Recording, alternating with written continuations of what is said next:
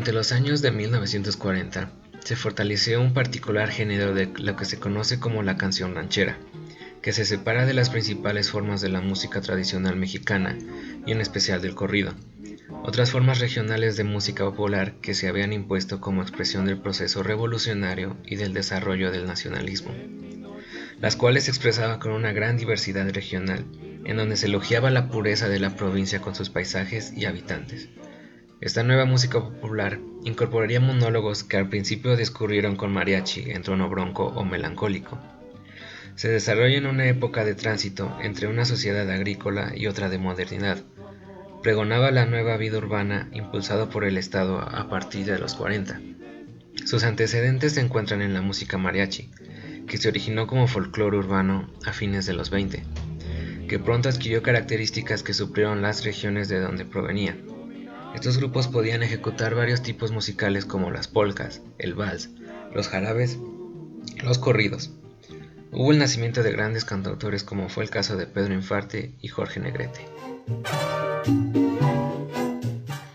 En los 50 fue el auge de los tríos, del estallido de la música ranchera, las muertes de Jorge Negrete y Pedro Infante, y el éxito de orquestas como la que dirigió Luis Alcaraz, preparando el terreno para los años 60, cuando llegue el rock a nuestro país, una década después de su nacimiento en los Estados Unidos. Fue la etapa del surgimiento del mambo y el cha-cha-cha con Dámaso Pérez Prado. A pesar de que el músico cubano arrancó con el mambo en 1948, es en la década de 1940 cuando compone sus temas más clásicos. Por su parte, el cha-cha-cha arrancó en México a mediados de los años 50, con la orquesta del cubano Enrique Jorrín y Jorge Zamora. Los años 50 fueron una época atrasada por la recuperación económica y el comienzo de la Guerra Fría. Comenzaba la era espacial con el lanzamiento del Sputnik, y a la par hacía su aparición la primera grabación en 1941, entre otros esos hechos que cambiaron la historia.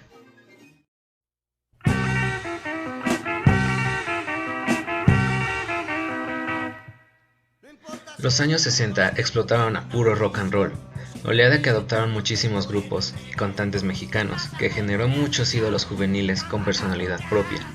La brecha generacional hace que el bolero y los cantantes melódicos permanezcan en el gusto de los adultos.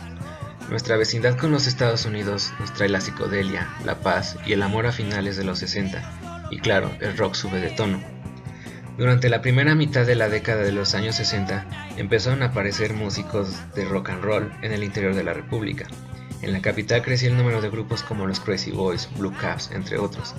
Durante la segunda mitad de la década, las compañías discográficas dejaron de interesarse en los grupos y comenzaron a desbandar a las agrupaciones al convertir a sus vocalistas en solistas intérpretes de baladas. Festival de Rock y Ruedas de Avándaro. El 11 y 12 de septiembre de 1971 se reunieron miles de personas en torno al pueblo de Avándaro, en el Estado de México, para asistir al primer festival masivo de rock en el país, lo que en un principio había sido planeado como una carrera de autos que se ambientaría con la música de algunos grupos, se convirtió en un evento que marcó la culminación de la primera etapa del rock en México, y que por su trascendencia e implicaciones musicales, sociales e incluso políticas, se le compara con el Festival de Woodstock, que se realizó en Estados Unidos 2 años antes.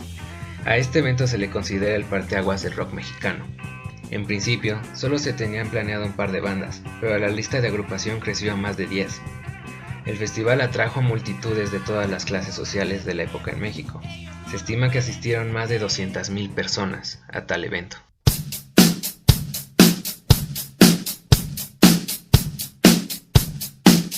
Durante los 80s hubo un gran relieve de la música rock, rock pop, baladas, entre otros géneros. Varios artistas como Miguel Ríos, Julio Iglesias, y también empezaba el surgimiento de lo que era el rock en el idioma español. Prácticamente tuvo que pasar una década de Avándaro para que empezara a notarse un nuevo despunte en el rock mexicano. El primer signo de este auge apareció por el lado del progresivo, que floreció en principios de los 80, con la aparición de decenas de bandas nuevas. Como en otros aspectos de la sociedad y la cultura mexicana, el terremoto de 1985 significó un punto crítico, detonados por un nuevo entorno social, y aparecieron decenas de bandas con propuestas más elaboradas y arriesgadas, que intentaban crear una identidad a partir de la asimilación de influencias más allá de la imitación. Algunas tuvieron éxito comercial y otras se quedaron en lo subterráneo. En medio de este ambiente de efervescencia, en el segundo lustro de los años 80, llegó al país una oleada de grupos argentinos y españoles que comenzaron a sonar en la radio.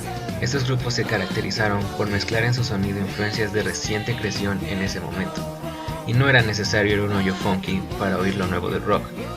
En los 90s, los grupos ya no solo apostaban por incorporarse a una corriente o imitar a un modelo extranjero, buscaban desarrollar un estilo propio con propuestas más ambiciosas, más sofisticados en sus letras y nivel de producción. Esta es la época en la que se populariza la denominación antro para referirse a estas discotecas o bares donde se podía escuchar lo más nuevo del rock mexicano. Desde inicio de los 90s, la música se hizo muy comercial y los diferentes géneros del mundo tomaron lugar en México. En este año fue el boom, por decirlo así, de las disqueras o productoras musicales. Debido a las grandes influencias de Estados Unidos, mucha de la música contemporánea de México se ha visto recientemente afectada por las modas occidentales, dando paso a géneros como pop, electrónica y rock. Entre las cosas que se dejaron de lado está la cuestión étnica de la música. Se olvidan las influencias por pueblos indígenas, negros, españoles y mestizos. Pero a pesar de todos estos cambios en la diversidad musical de México, durante este proceso surgieron grandes intérpretes y compositores como José Alfredo Jiménez y muchos más, que dieron vitalidad a los nuevos sonidos de México. Inclusive el género pop ejemplifica influencias estadounidenses en artistas como Paulino Rubio, Luis Miguel o Juan Gabriel. La música tradicional mexicana está muy alejada de los modelos occidentales. Su origen lo podemos hallar en sonidos e instrumentos indígenas, aún interpretados hoy en día a reserva de ciertas zonas de México. Además es importante mencionar el mariachi, la música mexicana más emblemática que tiene sus orígenes en el siglo XVIII y sigue sonando por todo el país. Otro género particular en la música mexicana es el son, un tipo de música rural basada en una función de técnicas indígenas y españolas. Existen diversos tipos entre las que se destacan el son jalisciense, el huasteco, el jarocho y canciones como La Bamba lo ejemplifican. En los 2000 crecieron las productoras musicales, al igual que se creó la entrada y puesta en escena de artistas tanto nacionales como internacionales a lo largo de todo el país.